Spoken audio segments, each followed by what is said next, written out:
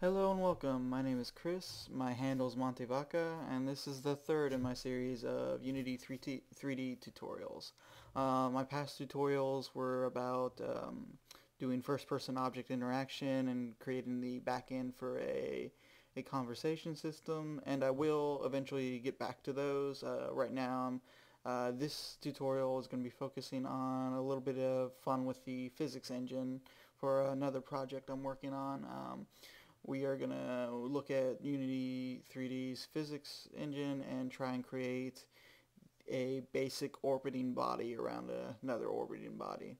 Not necessarily completely accurate modeling of how, say, the moon would orbit around the Earth, but it's going to be the first step to getting towards that. So let's start and I'll show you what I've got so far.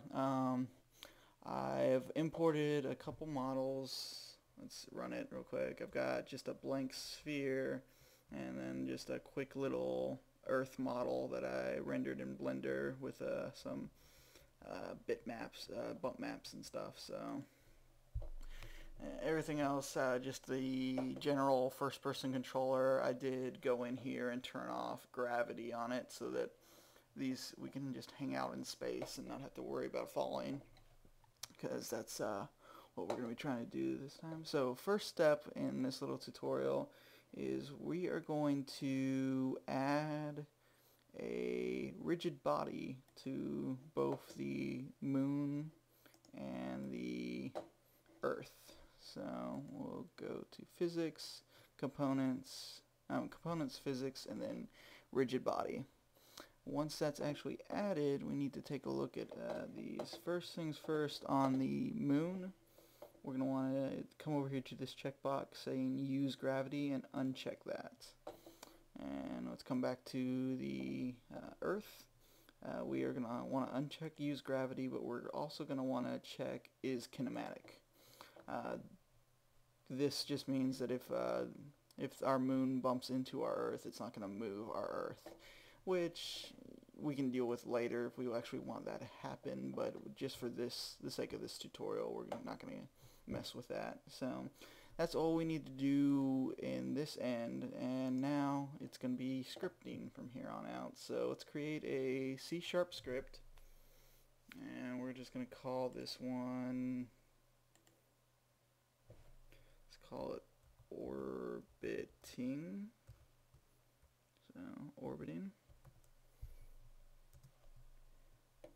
And we've created, and we'll open it up in Mono Development if it'll load.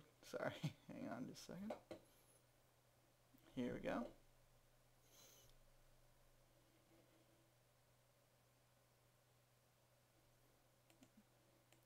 There we go. So here's our orbiting script. We're going to want to change the name to the correct name, which is orbiting. Okay. And the first thing we're going to want to do on this is add a couple private variables. Oh, we'll make it public so we can see what's happening actually. So public transform. We're going to call this Earth target. Oh, okay.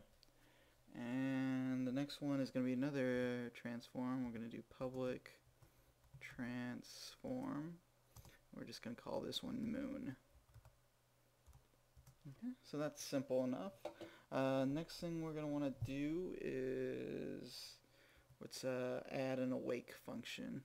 We want to do a couple things right when this script runs. So awake, and sorry.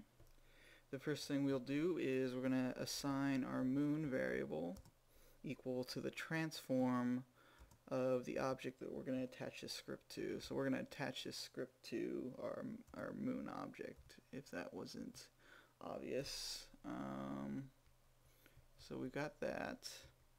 And let's start out with adding a little bit of force to it so that we can see how this operates. So we're going to add some rigid body force. So rigid body dot add force, and I'm going to add a forward force on it. So transform dot forward. We're going to times it by 100. Okay.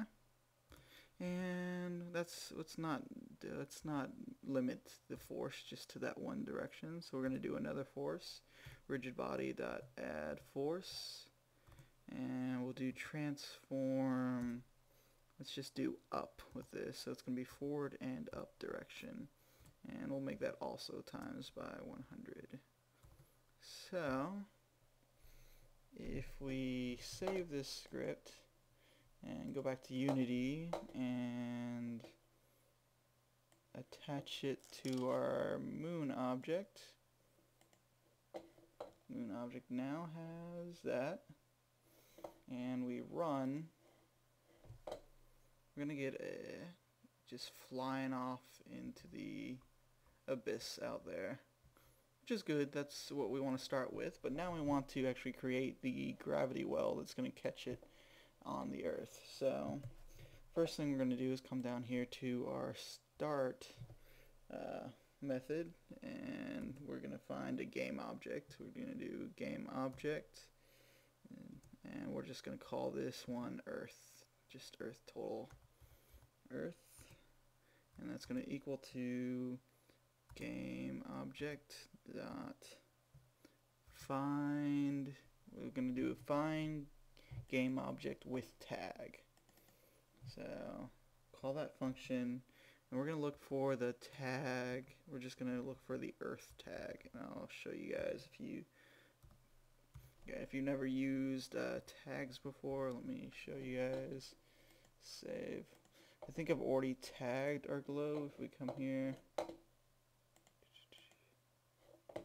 see, here's our sphere that makes up our globe. If I come over here to tags, it's already tagged as Earth. If you guys don't know how to add a new tag, Earth isn't going to be in there from the beginning. I had to actually add that in.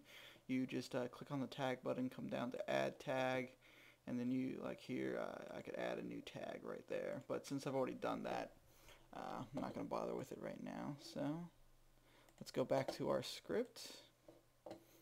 And so that'll find our game object, Earth. And now we want to set our Earth target. So let's do Earth target. This is going to equal to the transform of Earth. So it's going to be Earth dot transform. Okay. So when this script starts, it's going to add force to the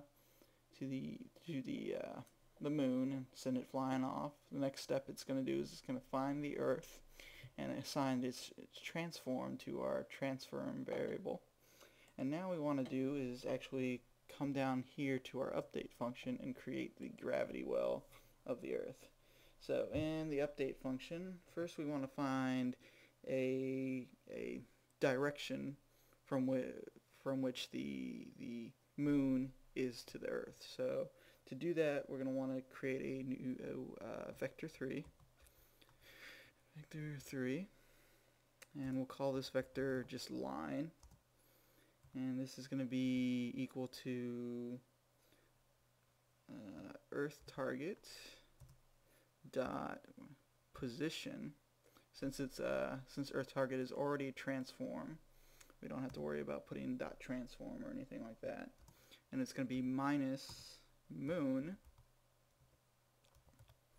dot also position, since that's also a transform. Okay. And after we've done that, we're going to also need to take the line and normalize it. And this will give us a directional vector for which to apply force to, which will symbolize the gravity well of the Earth. It's not the most realistic simulation for orbiting bodies, but it works out for now. And as we create this project, I'm going to try and make it more and more realistic as the tutorials goes on. So, but before we get to that, we also now we need to apply force. But before we do force, we also want to attenuate the force over distance. So to do that, we first need to find the distance between the objects. So we're going to do a float and just call this distance. And that's going to equal to a vector 3 dot distance with a capital D. And then inside it's going to be Earth target dot position again, comma, moon dot position. Yeah. There we go. And then we close this up. And now we are going to add force to another force, a third force, to our rigid body of the moon. So we do rigid body dot add force, and it's going to be direction. It's going to be in the direction of our vector 3 line, which we just calculated, and we're going to times this by I'm going to go with 10. That's the way it worked out when I was testing earlier. You guys can mess around with the actual distances you want and the values you want, but 10, but we're also going to divide it by our distance value that we just calculated. So what this will do is it's going to add a force each time the scripts update, which is each time a frame happens. But it's going to be, the force is going to be equivalent to, is going to be proportional to the distance between the moon and the Earth. So if it's really far away, there's not going to be a lot of force applied to the object. So if we save this and run it, well, we can take a look at what this does. If it'll run. Whoa. Here we go. Sorry. Capturing software is slowing it down, but see, it's not the most realistic orbit, I don't think. I think I'm going to need to get in there and do a few calculations, work around with the weights of each of these objects, which I think affects it a little bit, and also some of the attenuation of the distance. We're going to want it to drop off to 0 at some point. But otherwise, this is a very good beginning to an orbit simulator inside of Unity, and I hope that helps. Thanks for watching.